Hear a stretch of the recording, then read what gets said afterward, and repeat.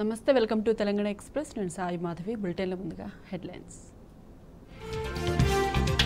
Parliament ఎన్నికల తర్వాత బీజేపీలోకి రేవంత్ రెడ్డి కాంగ్రెస్కు ఓటేస్తే కమలం పార్టీకే చేరుతుందన్న కేటీఆర్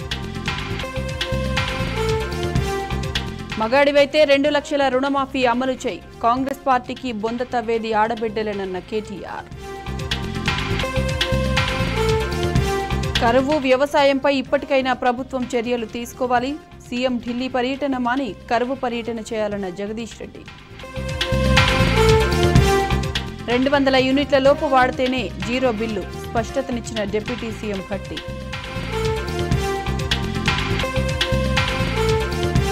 స్థానిక సంస్థల ప్రజాప్రతినిధికే బీఆర్ఎస్ ఎమ్మెల్సీ టికెట్ రేపు మహబూబ్ నగర్లో నవీన్ కుమార్ రెడ్డి నామినేషన్ కాంగ్రెస్ ఎంపీ అధీర్ రంజన్పై యూసఫ్ పఠాన్ పోటీ పశ్చిమ బెంగాల్లో 42 స్థానాలకు అభ్యర్థులను ప్రకటించిన టీఎంసీ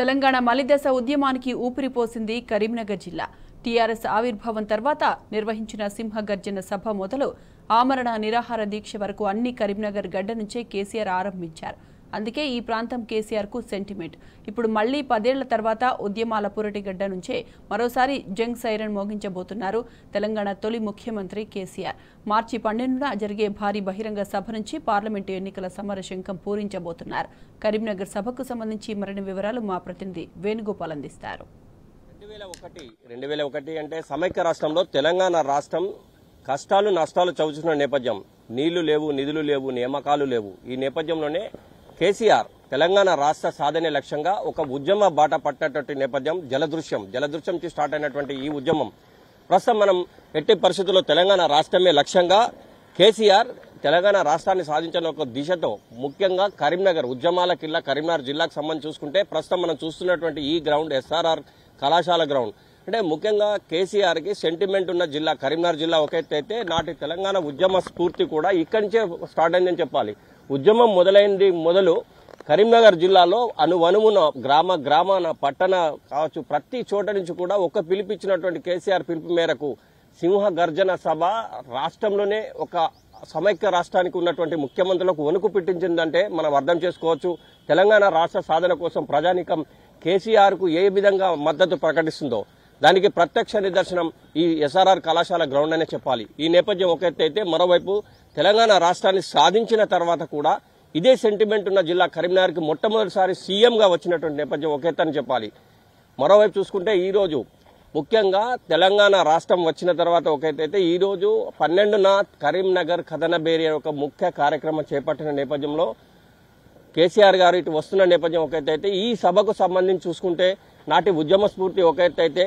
మరోవైపు తెలంగాణకు సంబంధించి కరీంనగర్కు ఉన్నటువంటి కేసీఆర్కు ఉన్న ప్రేమ మరో ఎత్తని చెప్పాలి కానీ నాటి ఉద్యమ స్ఫూర్తి ఒక ఎత్తైతే మరోవైపు ఆనాడు సార్తో కలిసి ఉన్నటువంటి వాళ్ళు మన కొంతమంది ఇక్కడ ఉన్నారు వారితో మాట్లాడించి మరిన్ని విషయాలు తెలుసుకునే ప్రయత్నం మనం చేద్దాం సార్ చెప్పండి ఇక 12వ తారీఖున కరీంనగర్ కథనబేరి అనే ఒక కార్యక్రమం ఉంది కేసీఆర్కు మొదటి నుంచి సెంటిమెంట్ ఉన్న జిల్లా కరీంనగర్ జిల్లా అంటే ఇది ఎట్లా అనిపిస్తుంది మీకు కరీంనగర్ అంటే కేసీఆర్ గారికి ఉద్యమమైన అది మరి అభివృద్ధి అయిన కరీంనగర్ నుంచే సింహగర్జన మొట్టమొదటిగా స్టార్ట్ అయినటువంటి గ్రౌండ్ ఇవాళ చాలా ఆనందం ఉంది తిరిగి కరీంనగర్ కథనబేరి ఎన్నికల శంఖారావం రాష్ట్ర వ్యాప్తంగా ఇక్కడ నుంచి ప్రారంభించడం చాలా సంతోషంగా ఉంది తిరిగి ఈ అసెంబ్లీ ఎన్నికల తర్వాత పార్లమెంట్ ఎన్నికలలో సార్ మొట్టమొదటిసారిగా ఈ సభకు రావడం చాలా సంతోషంగా ఉంది 17 సీట్లు మరి ఈ ప్రాంతం నుంచి అడుగుపెట్టి మళ్లీ సార్ మాట్లాడిన తర్వాత ఖచ్చితంగా రాబోతాయి ఎందుకంటే గతంలో కరీంనగర్ కల్లోలమైనటువంటి జిల్లా కరువు కాటకాలతో అల్లాడినటువంటి జిల్లా అటువంటిది కేసీఆర్ గారి నేతృత్వంలో ఇవాళ కరీంనగర్ ఒక కల్పతరువులాగా ఇవాళ బ్రహ్మాండంగా ఒక రోల్ మోడల్ జిల్లాగా అభివృద్ధి సాధించిందంటే కేసీఆర్ గారి 10 సంవత్సరాల అద్భుతమైనటువంటి పాలనలో ఇవాళ కరీంనగర్ ఈ ప్రాంతం అంతా కూడా బ్రహ్మాండంగా కోనసీమ లాంటి ప్రాంతంగా ప్రతి అంశంలోనూ తాగే నీళ్లు కావచ్చు సాగు చేసుకునేటువంటి నీళ్లు కావచ్చు మరి నిధులు కావచ్చు ఉద్యోగాలు కావచ్చు ఇక్కడ ఐటీ సెక్టర్ కూడా పెట్టుకోవడం ఇట్లా చాలా అద్భుతమైనటువంటి ప్రగతి కేసీఆర్ గారి నేతృత్వంలో మరి ఆనాడు చావునోట్లుగా మీద ఇచ్చినటువంటి తెలంగాణను అద్భుతంగా తీర్చిదిద్దినటువంటి దేశానికి ఒక రోల్ మోడల్ చేసినటువంటి తెలంగాణ చేసినటువంటి గౌరవ మరి నాటి తొలి ముఖ్యమంత్రి పార్టీ అధినేత ఇవాళ రావడం చాలా సంతోషంగా ఉంది. కరీంనగర్ ప్రజలందరూ కూడా కేసీఆర్ గారు ఎప్పుడు వస్తున్నారా ఎప్పుడెప్పుడా అని ఆ సభకు రావాలని ఒక ఆకాంక్షతో మరి రెడీగా ఉన్నారు. కనుక తప్పకుండా ఇది భారీ ఎత్తున విజయవంతం అవుతుంది. మేమందరం ఈ యొక్క వేదిక ద్వారా కూడా మరి కరీంనగర్ జిల్లాలో ఉన్నటువంటి పార్లమెంట్ పరిధిలో ఉన్నటువంటి వాళ్ళందరూ కూడా ఇక్కడ నుంచి మేము రావాలని అడగడమే కాదు, వేరే జిల్లాల నుంచి కూడా కేసీఆర్ గారు వస్తున్నట్టు వారు చూడడానికి, అనేక అంశాలు వినడానికి, మళ్లీ ఒక స్ఫూర్తిదాయకమైనటువంటి అంశాన్ని వెళ్ళడానికి కూడా మరి నాయకులు కానీ ప్రజలు కానీ రైతాంగం అంతా కూడా ఇవాళ ఎటువంటి పరిస్థితి వచ్చిందంటే తెలంగాణలో ఓ రైతు బంధు లేక, నీళ్లు లేక, పంటలు ఎండిపోయి, కరెంటు లేక చాలా రకరకాల ఇబ్బందులు పడుతున్నటువంటి రైతాంగం అంతా తిరిగి మా కేసీఆర్ గారిని కలవాలి, తిరిగి అవన్నీ కూడా సాధించుకోవాలి, కేసీఆర్ గారి ద్వారా మాత్రమే మా తెలంగాణ, మా రైతాంగం కానీ అన్ని రంగాలు కూడా బాగుంటాయని చెప్పి ఆశిస్తున్నటువంటి దర్మేళాలో కరీంనగర్ కథనబేరి ఈ యొక్క సభ జరగడం చాలా గర్వకారణంగా ఉంది. వారి రాక కోసమై కరీంనగర్ ప్రజలందరం కూడా ఎదురు చూస్తా ఉన్నాం. మాజీ ఎమ్మెల్సీ ఉద్యమ స్ఫూర్తి ఉన్న నాయకుడు నాటి 2001 నుంచి చూసుకుంటే ఇప్పటి వరకు కూడా అలుపెరేగని పోరాటం చేస్తున్నటువంటి నేపథ్యం. ముఖ్యంగా చూసుకుంటే తెలంగాణ రాష్ట్ర సాధనే లక్ష్యంగా ఒక్క పిలిపిస్తే చాలు, అక్కడ కేసీఆర్ గారు ఇచ్చిన ప్రతి పిలుపును కూడా తాను అందుకొని విజయ బావుట ఎగరవేసినటువంటి నేపథ్యం ఎమ్మెల్సీ నారదాస్ లక్ష్మణరావు గారినే చెప్పాలి. ఈ నేపథ్యం ఒక ఎత్తైతే 2001లో సభకు సంబంధించినటువంటి ఏర్పాట్లే కాదు, ఇప్పటి వరకు కూడా ఈ రోజు వరకు కూడా ఎక్కడ ఏ కార్యక్రమం జరిగినా ముందుండి చేసే నాయకుడు ఎవరు ఉన్నారంటే ఎమ్మెల్సీ నారదాస్ లక్ష్మణరావు గారు అని చెప్పాలి. ప్రస్తుతం అయితే కరీంనగర్ కథనబేరి నేపథ్యంలో లక్ష్మణరావు గారు ఉన్నారు, వారితో మాట్లాడదాం. సార్ చెప్పండి, అంటే తెలంగాణ ఉద్యమం ఒకప్పుడు ఉద్యమ స్ఫూర్తి నాకు తెలిసినంత వరకు ఎస్ఆర్ఆర్ కళాశాలనే అయిందా అనిపిస్తుంది. ఇక్కడ ఈ జాగకు వస్తే ఒళ్ళు పులకరించినటువంటి నేపథ్యం మనకు అనిపిస్తుంది. అంటే 2001 నుంచి చూసుకుంటే ఇప్పటి వరకు కూడా ఎస్ఆర్ఆర్ కళాశాల అంటే సెంటిమెంట్ ఉన్నటువంటి స్థలం. కేసీఆర్ గారు ప్రతిదీ ఇక్కని చేస్తారు. అంటే ఆనాటి నుంచి నేటి వరకు కూడా మీకు ఇలాంటి అన్ని చూసినట్టు నేపథ్యం కదా. ఇప్పుడు 12వ కథనబేరి కరీంనగర్ కథనబేరి ఎట్లా ఉండబోతుంది, దీన్ని ఎట్లా సక్సెస్ చేస్తారు మీరు? కేసీఆర్ గారు ఇక్కడ నిర్వహించినటువంటి ప్రతి బహిరంగ సభ, ప్రధానమైనటువంటి బహిరంగ సభలన్నీ కూడా ఎస్ఆర్ఆర్ కాలేజ్ గ్రౌండ్ నుండే ప్రారంభమైనాయి. ఆనాడు 2001 మే 17 నాడు జరిగినటువంటి సింహగర్జన సభ అనేది అది ఉద్యమానికి గొప్ప ఊపిరిచ్చినటువంటి సభ ఈ ఎస్ఆర్ఆర్ కాలేజ్ గ్రౌండ్లో జరిగింది. ఈ ఎస్ఆర్ఆర్ కాలేజీ అనేక విజయాలను సమకూర్చినటువంటి మైదానం ఈ ఎస్ఆర్ఆర్ కాలేజీ. ఆనాడు ఉద్యమ సందర్భంలో ఎన్ని బహిరంగ సభలు పెట్టినా కూడా ప్రతి ముఖ్యమైనటువంటి బహిరంగ సభ ప్రారంభమైంది ఈ ఎస్ఆర్ఆర్ కాలేజ్ గ్రౌండ్ నుండే. కరీంనగర్ ఎస్ఆర్ఆర్ కాలేజ్ గ్రౌండ్ అంటేనే ఒక ఉత్తేజం, తెలంగాణ రాష్ట్ర సమితి కార్యక్రమాలకు, తెలంగాణ ఉద్యమానికి ఒక ఇన్స్పిరేషన్ ఇచ్చినటువంటి గ్రౌండ్ ఇది. కనుక ఈ నేపథ్యంలో, ఈ రాజకీయ నేపథ్యంలో, ఇప్పుడు జరగబోయేటువంటి ఎన్నికల నేపథ్యంలో ఈ నెల 12 నాడు ఇక్కడ కరీంనగర్ కథనబేరి అనేటువంటి బహిరంగ సభను ఏర్పాటు చేసి ఇక్కడి నుండి పార్లమెంటు సభలకు శంఖారావాన్ని కేసీఆర్ గారు పూరించబోతున్నారు. తప్పకుండా ఈ గ్రౌండ్ నుండి జరిగే ఈ సభ విజయాన్ని చేకూరుస్తుందని చెప్పి మేము భావిస్తున్నాం. చూశారు కదా, కరీంనగర్ ఎస్ఆర్ఆర్ కళాశాల అంటేనే ఒళ్ళు పులకించిపోతుంది. ఈ కరీంనగర్ జిల్లా మట్టికి ఉన్నటువంటి వాల్యూ అటువంటిది. ఎందుకంటే నాటు ఉద్యమంలో కేసీఆర్ ఒక్క పిలిపిస్తే చాలు, గ్రామాన కూడా సద్ది మూటలు పట్టుకుని వచ్చి సభను విజయవంతం చేయడమే కాదు, తెలంగాణ రాష్ట్ర సాధన కోసం అడుగులో అడిగేసి కేసీఆర్ గారికి మద్దతిచ్చి తెలంగాణ రాష్ట్ర సాధనే లక్ష్యంగా వెళ్లిన ప్రతిసారి కూడా బాసటగా నిలిచినటువంటి ఈ కరీంనగర్ జిల్లా ప్రజానీకం అంటే కేసీఆర్కు అమితమైన ప్రేమని చెప్పాలి. ఈ నేపథ్యంలో ఈ నెల 12న జరిగే కరీంనగర్ కథనబేరి కార్యక్రమాన్ని విజయవంతం చేసేందుకు ప్రతి ఒక్కరు కూడా స్వయంగా వచ్చి కేసీఆర్ ఇచ్చే విలువైన సందేశాన్ని వినడానికి ఉత్సుకతతో ఉన్నటువంటి నేపథ్యం. గ్రామా నుంచి పెద్ద ఎత్తున తరలి వచ్చేందుకు కూడా ప్రతి ఒక్కరు కూడా సిద్ధంగా ఉన్నటువంటి పరిస్థితి మనకు స్పష్టంగా కనిపిస్తుంది. ఇది ఇక్కడ తాజా పరిస్థితి. కెమెరా పర్సన్ సుధాకర్తో వేణుగోపాలరావు, టీ న్యూస్, కరీంనగర్.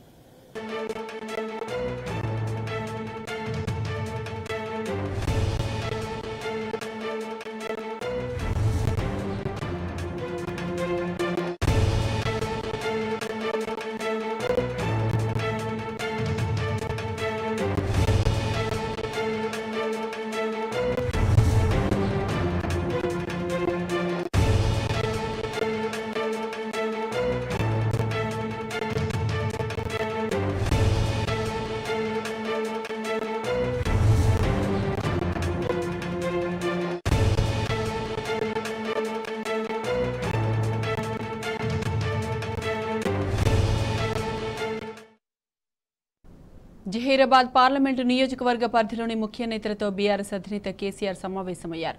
నందినగర్లోని నివాసంలో వారితో భేటీ అయ్యారు. జహీరాబాద్ పార్లమెంటు అభ్యర్థి ఎంపికపై ముఖ్య నేతలతో చర్చిస్తున్నారు కేసీఆర్. ఎమ్మెల్యేలు పోచారం శ్రీనివాసరెడ్డి, హరీష్ రావు, ప్రశాంత్ రెడ్డితో పాటు పలువురు నేతలు ఈ సమావేశంలో పాల్గొన్నారు.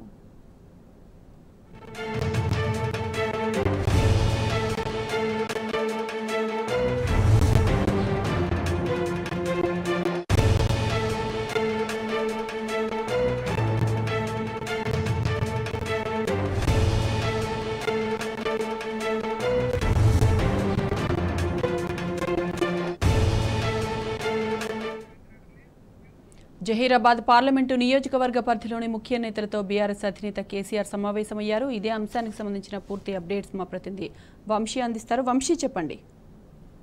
సాయి మాధవి, బీఆర్ఎస్ పార్టీ అధినేత కేసీఆర్ గారు కొద్దిసేపటి క్రితమే నందినగర్ లోని తన నివాసంలో జహీరాబాద్ పార్లమెంట్ నియోజకవర్గాలకు సంబంధించినటువంటి ముఖ్య నాయకులతోటి సమావేశం అవడం జరిగింది. అటు పార్లమెంట్ కి సంబంధించినటువంటి అభ్యర్థుల ఎంపికకి సంబంధించి కావచ్చు, అటు ప్రచారంలో కావచ్చు, అటు జహీరాబాద్ పార్లమెంట్ సెగ్మెంట్ కి సంబంధించి గెలిపే దిశగా ఎలాంటి అడుగులు వేయాలి, ఎలాంటి కసరత్తు చేయాలనే అంశానికి సంబంధించి కావచ్చు, ఎలా ముందుకు వెళ్లాలనే అంశానికి సంబంధించి కూడా అటు ముఖ్య నాయకులు కూడా పలు సూచనలు సలహాలు కూడా చేసినటువంటి పరిస్థితి కూడా మనం చూడొచ్చు. ప్రధానంగా ఇప్పటికే ఖమ్మం కావచ్చు, దాంతో పాటుగా మహబూబాబాద్, పెద్దపల్లి, కరీంనగర్ కి సంబంధించినటువంటి ముఖ్య నాయకులతోటి గతంలోనే సమావేశం నిర్వహించడం జరిగింది కొద్ది రోజుల క్రితం.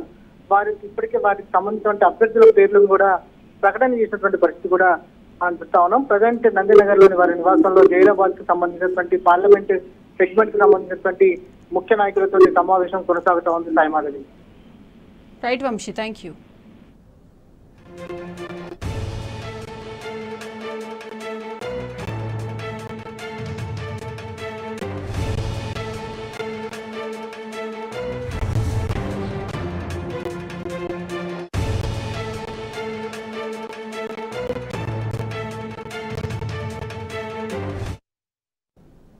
జహీరాబాద్ పార్లమెంటు నియోజకవర్గ పరిధిలోని ముఖ్య నేతలతో బీఆర్ఎస్ అధినేత కేసీఆర్ సమావేశమయ్యారు.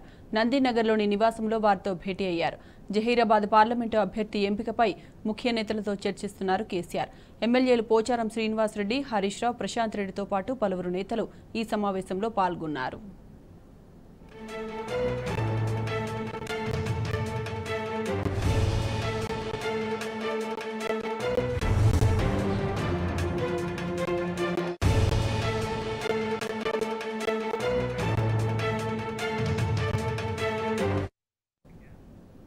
తెలంగాణ రాష్ట్ర సాధన ఉద్యమంలో మిలియన్ మార్చ్ కీలక ఘట్టమని మాజీ మంత్రి హరీష్ రావు కొనియాడారు.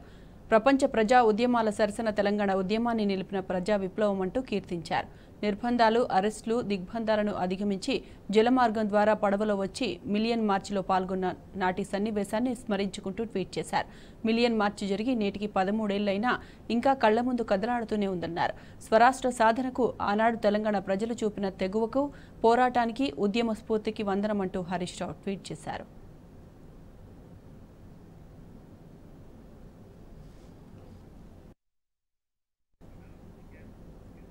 మిలియన్ మార్చి స్ఫూర్తితో ప్రజా సమస్యలపై పోరాటాలు కొనసాగిద్దామని భారత జాగృతి అధ్యక్షురాలు ఎమ్మెల్సీ కవిత పిలుపునిచ్చారు. తెలంగాణ ప్రజల్లోని స్వరాష్ట్ర కాంక్ష ఎంత బలీయంగా ఉందో మిలియన్ మార్చి చాటి చెప్పిందన్నారు. మిలియన్ మార్చి చేపట్టి 13 ఏళ్లు పూర్తయిన సందర్భంగా నాటి సన్నివేశాలను స్మరించుకుంటూ కవిత ట్వీట్ చేశారు.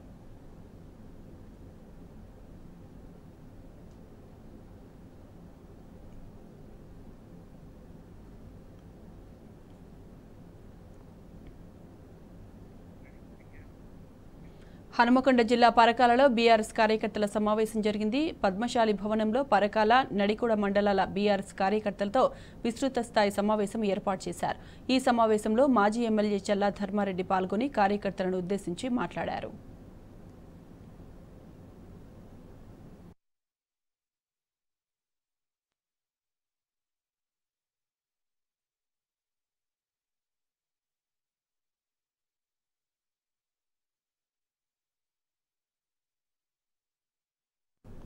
వరంగల్ ఎస్ఎన్ఎం క్లబ్ వద్ద మంత్రులు కొండా సురేఖ, పొంగులేటి శ్రీనివాసరెడ్డి పాల్గొన్న కార్యక్రమంలో పోలీసులు ఓవరాక్షన్ చేశారు.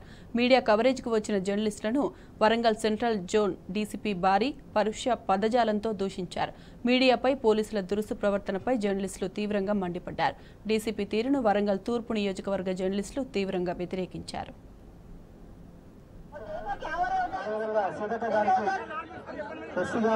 కృష్ణారావు గారు అదేవిధంగా గౌరవ మేయర్ గారికి ముఖ్యమంత్రిగా కష్టం ఒకరిది, డ్రామా మరొకది అన్నట్లు మారింది సీఎం రేవంత్ తీరు. 10 ఏళ్లు తెలంగాణ అభివృద్ధి కోసం నిరంతరం బీఆర్ఎస్ పార్టీ కేసీఆర్ ప్రభుత్వం కృషి చేస్తే ఇప్పుడు ఈ కాంగ్రెస్ ప్రభుత్వం ప్రజలను మభ్యపెడుతోంది. హైదరాబాద్ అభివృద్ధిలో కేసీఆర్ ప్రభుత్వం పాత్రే లేదన్నట్లుగా వ్యవహరిస్తోంది. తాజాగా కంటోన్మెంట్ ఎలివేటెడ్ కారిడార్ విషయంలోనూ అంతా తామే చేశామని కాంగ్రెస్ సర్కారు గప్పాలు కొడుతోంది.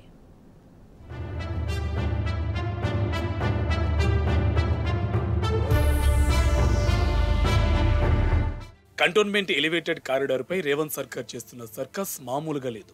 కంటోన్మెంట్లో రక్షణ భూముల అప్పగింత, అందుకోసం జరిగిన ప్రయత్నాలు, పడ్డ శ్రమ, ఎక్కి దిగిన మెట్లు, ఇచ్చిన విజ్ఞప్తులు ఇవేమీ సీఎం రేవంత్కు తెలియదు. కానీ పని ఒకరిది, పేరు మరొకరికి అన్నట్లు రేవంత్ రెడ్డి తీరున్నట్టు తెలంగాణ వాదులు విమర్శలు గుప్పిస్తున్నారు. కంటోన్మెంట్ కారిడార్పై సీఎం రేవంత్కు కనీస అవగాహన లేదనే ఆరోపణలు వినిపిస్తున్నాయి. గతంలో మల్కాజ్గిరి ఎంపీగా ఉన్న సమయంలో భూముల అప్పగింత కోసం రేవంత్ రెడ్డి కనీసం ప్రపోజల్ కూడా పెట్టలేదు. బోర్డు సమావేశానికి హాజరు కాలేదు. అందులో ఏబీసీడీలు కూడా తెలియదు. అసలు భూముల అంశమే రేవంత్కు తెలియదని సెటైర్లు వేస్తున్నారు. గతంలో మున్సిపల్ శాఖ మంత్రిగా కేటీఆర్ ఇందుకోసం 10 ఏళ్లు శ్రమిస్తే ఇప్పుడు సీఎం రేవంత్ రెడ్డి క్రెడిట్ కొట్టేస్తున్నారని ఆరోపిస్తున్నారు.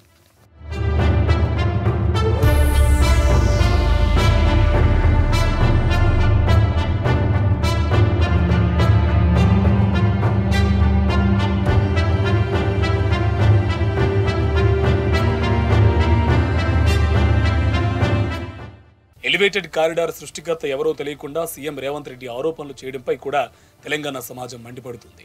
గతంలో బీఆర్ఎస్ సర్కార్ హైదరాబాద్ అభివృద్ధి కోసం ఎస్ఆర్డీపీలో భాగంగా మొత్తం 48 ప్రాజెక్టులకు రూపకల్పన చేసింది. అందులో 10 ఏళ్లలో భూమి పూజ చేసి ప్రారంభోత్సవాలు చేసిన ప్రాజెక్టులు 36 ఉన్నాయి. ఇందులో ఎన్నో ఫ్లైఓవర్లు, అండర్ పాస్లు, ఆర్ఓబీలు ఉన్నాయి. ఇప్పుడు హైదరాబాద్లో కొత్తగా అందుబాటులోకి వచ్చిన అన్ని మేజర్ ఫ్లైఓవర్స్ కేసీఆర్ ప్రభుత్వ హయాంలో జరిగినవే. ముఖ్యంగా cable bridge, Nayani Narasimha Reddy flyover సహా అనేకం కళ్ళ ముందు కనిపిస్తున్నాయి. బీఆర్ఎస్ ప్రభుత్వ పనితీరుకు నిదర్శనంగా నిలుస్తున్నాయి. 10 ఏళ్లలోనే హైదరాబాద్ రూపురేఖలు మారిపోయాయంటే దానికి కారణం గత బీఆర్ఎస్ సర్కార్ తీసుకున్న కఠిన నిర్ణయాలు. 100 ఏళ్ల ముందు చూపుతో తీసుకున్న నిర్ణయాలు ప్రజలకు మేలు చేస్తున్నాయి. కానీ ఇవేమీ ఇప్పుడు సీఎం రేవంత్ రెడ్డి కళ్లకు కనిపించట్లేదని ఆరోపణలు వినిపిస్తున్నాయి. నిత్యం ఆ రోడ్లపై ఫ్లైఓవర్స్ మీదుగా వెళ్తున్నా వాటిని ఎవరు నిర్మించారో కూడా మాట్లాడడం లేదని మండిపడుతున్నారు. కేసీఆర్ గారి ప్రభుత్వం ఎస్ఆర్డిపి అనే కార్యక్రమం వారు ప్రభుత్వ హయాంలో తీసుకోవడం జరిగింది. ఆ ఎస్ఆర్డిపిలో భాగంగా దాదాపు 48 ప్రాజెక్టులు టేక్ ఓవర్ చేసి అందులో ప్రభుత్వ సమయంలో అంటే కేసీఆర్ గారి టర్మ్ అయిపోయేసరికి దాదాపు 36 ప్రాజెక్టులు కంప్లీట్ అయినాయి. మాకు అందరికి కూడా తెలుసు. బాల్నగర్ ఫ్లైఓవర్లు కానివ్వండి, కొత్తగూడ ఫ్లైఓవర్లు కానివ్వండి, అటు ఎల్బీ నగర్ ఫ్లైఓవర్లు, Anandbagh lane, Nagole flyover, Kamineni flyover, under పాస్లు, మైండ్ స్పేస్ జంక్షన్, బయోడైవర్సిటీ, ఆర్యూబీలు, ఇట్లా ఎన్నో ఇవన్నీ కూడా దాదాపు 36 ప్రాజెక్టులను ఎస్ఆర్డిపిలో కేసీఆర్ గారి ప్రభుత్వంలో పూర్తి చేయడం జరిగింది. కంటోన్మెంట్ ఎలివేటెడ్ కారిడార్ కోసం గతంలో మున్సిపల్ శాఖ మంత్రిగా కేటీఆర్ ఎంతో కృషి చేశారు. ఎన్నోసార్లు ఢిల్లీలో రక్షణ శాఖ మంత్రులను కలిశారు. దివంగత నేతలు సుష్మా స్వరాజ్, అరుణ్ జైట్లీ, మనోహర్ పారికర్తో పాటు నాటి రక్షణ శాఖ మంత్రిగా నిర్మలా సీతారామన్, ప్రస్తుత మంత్రి రాజ్నాథ్ సింగ్ను పలుమార్లు కలిసి విజ్ఞప్తి చేశారు. భూములు అప్పగించాలంటూ వినతి పత్రాలు అందించారు.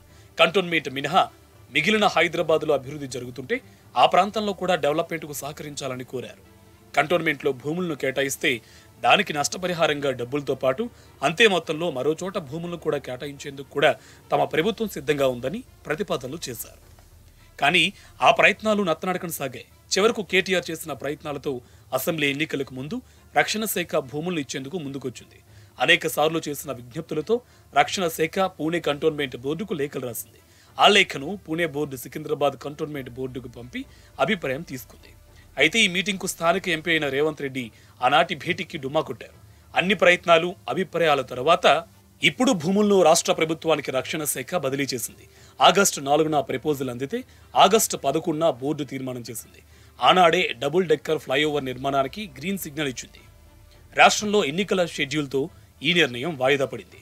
ఇప్పుడు ఎస్ఆర్డీపీలో భాగంగా నిర్మిస్తున్న ఈ కారిడార్ను మసిపూసి మారేడుకాయ చేసేలా రేవంత్ సర్కార్ వ్యవహరిస్తుందని తెలంగాణ వాదులు మండిపడుతున్నారు.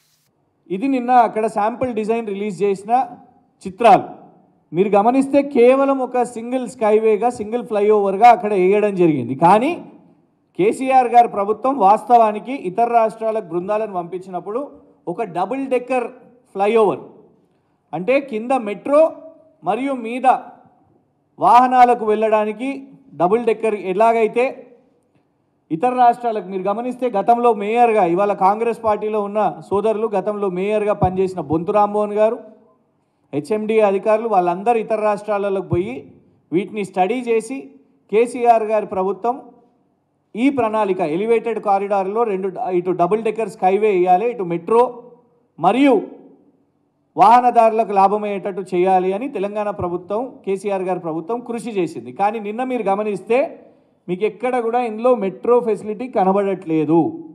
సీన్ టు పిన్ డాక్యుమెంట్ డేటా టు డేటా అప్డేట్తో నాటి ప్రభుత్వం పనిచేస్తే ఇప్పుడు ఈ రేవంత్ సర్కార్ మాత్రం మొత్తం తామే చేశామని క్రెడిట్ కొట్టేయడంపై విమర్శలు వ్యక్తమవుతున్నాయి. కంటోన్మెంట్ భూముల వ్యవహారంలో ఏబీసీడీ కూడా తెలియకుండా రేవంత్ మాట్లాడుతున్నారని సెటైర్లు వేస్తున్నారు. కష్టం ఒకరిది సోకు మరొకరిది అన్నట్లు రేవంత్ తీరు ఉందని ఫైర్ అవుతున్నారు. డబుల్ డెక్కర్ ఫ్లైఓవర్ అంటే మెట్రో రోడ్డు ఒకేసారి నిర్మాణం కోసం నాటి కేసీఆర్ ప్రభుత్వం ప్రయత్నాలు చేస్తే ఇప్పుడు రేవంత్ సర్కార్ మాత్రం రోడ్డు మాత్రమే నిర్మించేలా ప్రయత్నం చేస్తుంది. కేంద్ర ప్రభుత్వం కేంద్ర రక్షణ శాఖ పూణే కంటోన్మెంట్ బోర్డుకు లేఖ రాసింది.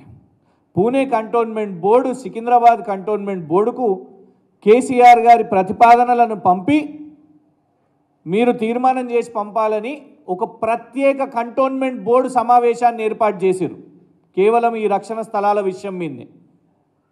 అయితే దానికి స్పెషల్ ఇన్వైటీ అయిన రేవంత్ రెడ్డి గారు ఈ సమావేశానికి హాజరు కాలేదు. ఇందులో మీరు గమనిస్తే మీకు ఈ డాక్యుమెంట్స్ కూడా ఇస్తాము. Special invitee Shri A Revanth Reddy honourable member of parliament has not attended the meeting.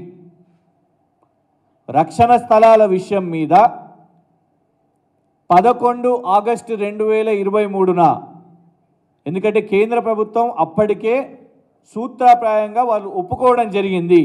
KCR గారి ప్రభుత్వం పెట్టిన ప్రతిపాదనలు వాళ్లకు భూ బదలాయింపు కోసం కంటోన్మెంట్లో అక్కడున్న కంటోన్మెంట్ ప్రజలకు అక్కడి నుంచి వెళ్ళే ఆ హైవే మార్గాన వెళ్ళే అందరి కోసం సులువుగా అవ్వడానికి అక్కడ కట్టే స్కైవేలు కోసం భూ బదలాయించాలని మరి ఏదైతే తీర్మానం తీసుకోవడానికి పెట్టిన ప్రత్యేక సమావేశంలో మల్కాజ్గిరి ఎంపీ అయిన రేవంత్ రెడ్డి గారు అసలు హాజరే కాలేదు.